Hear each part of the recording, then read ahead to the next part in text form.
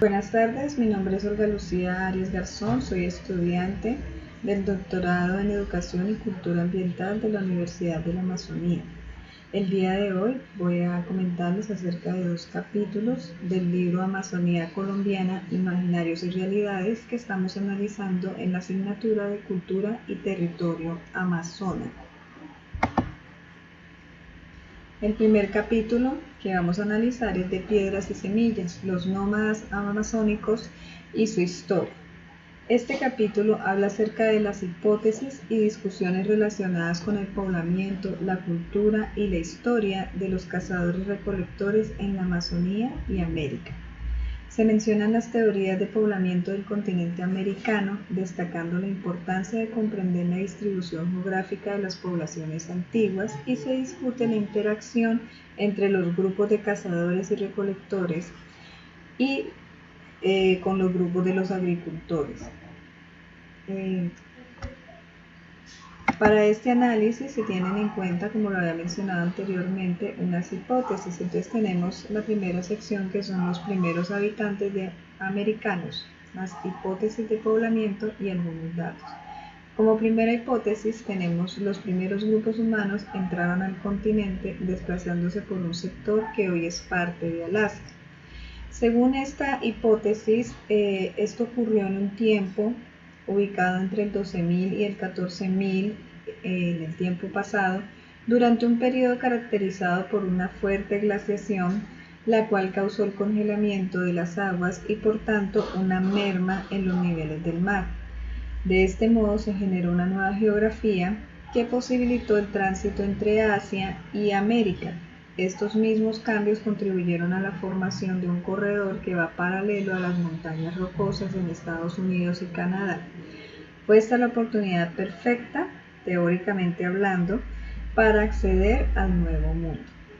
La segunda hipótesis dice que fue un desplazamiento costero, aunque esta hipótesis no tiene suficiente fuerza, ya que afirma que habitantes del antiguo continente se desplazaron por las costas hasta lograr llegar al Nuevo Mundo, América, pero pues debido a los niveles del mar y las dificultades del tiempo, pues no era posible.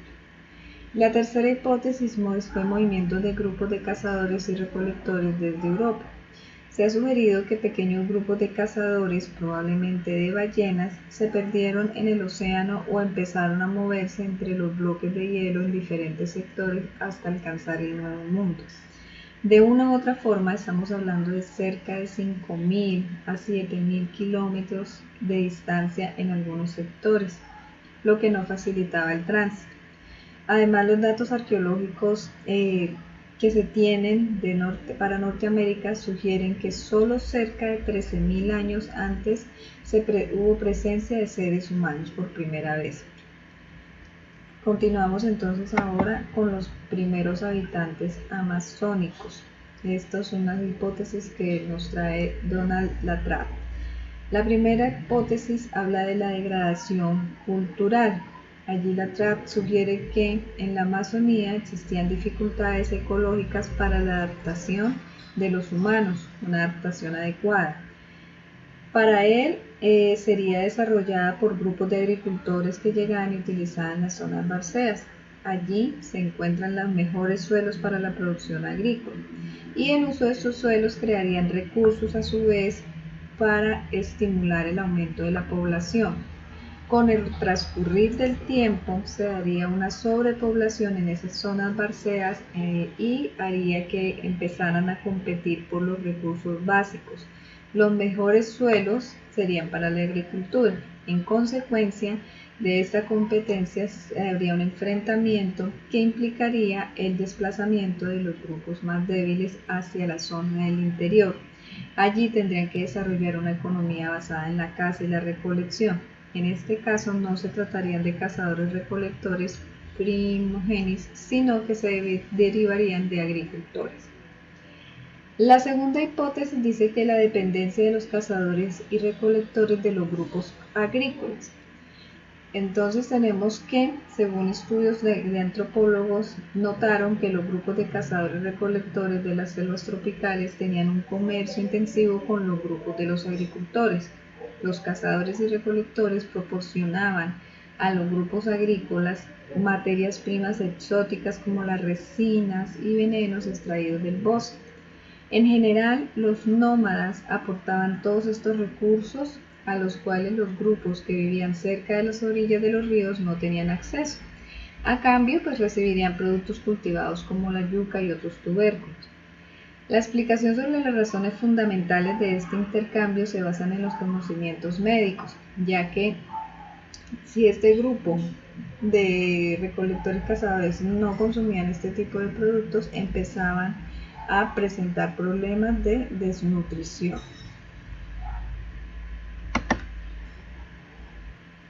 Bueno, entonces ahora vamos a pasar acerca de otra hipótesis que nos presenta Peñarroja, en donde él habla de cómo llegaron los primeros habitantes a la Amazonía. Entonces, para él, los cazadores recolectores independientes eran independientes de la agricultura en la selva. Entonces, se analizan datos etnográficos donde se trata de entender cuál era el contexto que se daba en ese poblamiento y en la adaptación de los primeros cazadores y recolectores. ¿Sí? Ellos consideran que la información que da Peñarroja en sus investigaciones demuestran que las anteriores hipótesis son nulas, ¿sí? Y que habrían cazadores recolectores independientes de la agricultura en la selva, particularmente en la Amazonía, ¿sí? Según esos estudios, había en la Amazonía antes unas vastas extensiones grandes de selva tropical que se convirtieron en sabanas, ¿sí? Por eso lo llama la teoría del refugio, y muestran que el sitio hubo siempre esa selva tropical y en los últimos 18.000 años. Adicional a esto, también se ha demostrado que hace 10.000 años la vegetación cambió. Antes eran plantas, algas, elementos acuáticos, y esto cambió para volverse a aparecer árboles frondosos, ¿sí? Bueno, ¿qué podemos concluir de estos estudios? Podemos concluir que la zona Araraquara, en el curso medio del río Caquetá, existieron sí grupos de cazadores recolectores anteriores al desarrollo de la agricultura, quienes vivían en un bosque de selva tropical. Esto quiere decir que las hipótesis de la degradación de los agricultores pues no es válida, ni las hipótesis que habían anteriormente. Bueno, aquí finalizamos este primer capítulo. A continuación vamos a hacer el segundo capítulo basado en la escuela y multilingüismo en la Amazonía, un desafío contemporáneo. Bueno, para este capítulo se tiene en cuenta un proyecto escolar que se desarrolló en una escuela cerca del río Apápolis, ¿sí? En esta escuela los niños participaron en un intercambio de correspondencia con una escuela de Bogotá, ¿sí? A pesar de que la escuela en Apápolis no tenía un proyecto bilingüe formal, uno de sus niños, por iniciativa propia, escribió una palabra de su lengua nativa, que es casabe.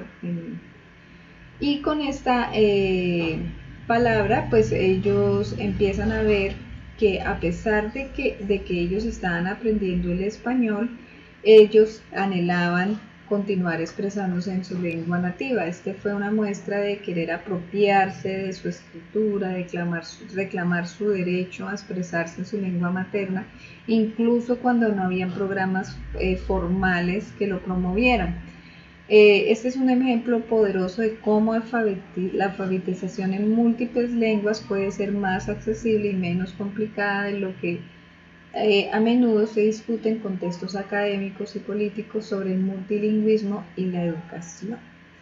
Dice también que las poblaciones y las lenguas de la Amazonía, entonces la población en la Amazonía, según el censo del 2005, fue de 101.535 habitantes. el 13.35% de la población era regional, el 7.3% de la población total indígena en toda la zona y el 0.24% del total de la población nacional, es decir, pues es una minoría. Esta población pertenece a 58 grupos étnicos ubicados en 201 resguardos y 85 parcialidades. En la región se han identificado hablantes de 52 lenguas vinculadas a 8 familias lingüísticas y a 5 lenguas aisladas. Sin duda, la Amazonía es el área de mayor diversidad lingüística y cultural en Colombia. En la región se han identificado hablantes de 52 lenguas vinculadas a 8 familias lingüísticas y a 5 aisladas, como lo han mencionado anteriormente. De estas familias lingüísticas podemos dar ejemplos como la arawak, que agrupa las lenguas achagua, piapoco, baniba, curripaco, yucuna, cabillari y entre otras familias que agrupan grandes cantidades de lenguas. La mayoría de las lenguas en la Amazonía tienen menos de 1000 hablantes, lo que hace que estas lenguas sean muy vulnerables a desaparecer. Continuamos con el reconocimiento del multilingüismo en la escuela. Entonces, se lograron grandes pasos, ¿sí?, para reconocer y respetar esas lenguas que tienen en la Amazonía, ¿sí? Entonces, los hitos históricos que empujaron a la preocupación por el lugar de la lengua en la escuela fueron, primero, la consolidación de procesos organizativos indígenas, también la creación del programa de etnoeducación del Ministerio de Educación en 1985, se impulsó la formación de maestros nativos, la implementación de programas de etnoeducación como política estatal amparada en la Constitución del 91 y el proceso de descentralización y reglamentación de las entidades territoriales indígenas. También se dio la apertura de programas de licenciatura en etnoeducación en Colombia desde el 92 hasta la fecha.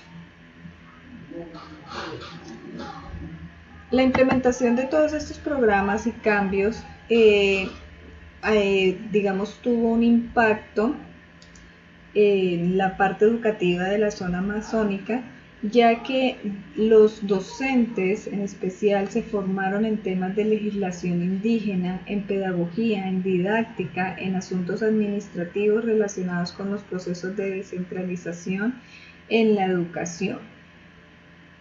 En conclusión, después de todos estos aspectos mencionados anteriormente, hubo unos resultados durante estos últimos 15 años, ¿sí?, como el Plan de Vida y Reconocimiento Cultural. Este plan de vida, liderado por la ONIC, Organización Nacional Indígena de Colombia, no solo fue un ejercicio de planificación técnica, sino también una estrategia para reconocer la cosmovisión y la cultura indígena. La descentralización y autonomía educativa. Se ha avanzado en la descentralización de gestión educativa hacia autoridades indígenas regionales. Esto ha permitido a algunas comunidades contratar a sus propios educadores y desarrollar currículos que reflejen sus valores y conocimientos tradicionales. El material didáctico y bilingüismo. Algunas ONG como la Fundación Gaia y la Fundación Caminos de Identidad han sido clave en el desarrollo de materiales didácticos y la asesoría en la implementación de proyectos educativos institucionales en las comunidades indígenas, y se están realizando esfuerzos para introducir la alfabetización bilingüe en los primeros grados de la educación primaria. Gobernanza y financiamiento. A pesar de los avances, hay críticas sobre el cumplimiento de los compromisos financieros por parte de las gobernaciones y comunidades. Se están considerando leyes para garantizar el financiamiento sostenible para servicios educativos indígenas a través de recursos de regalías.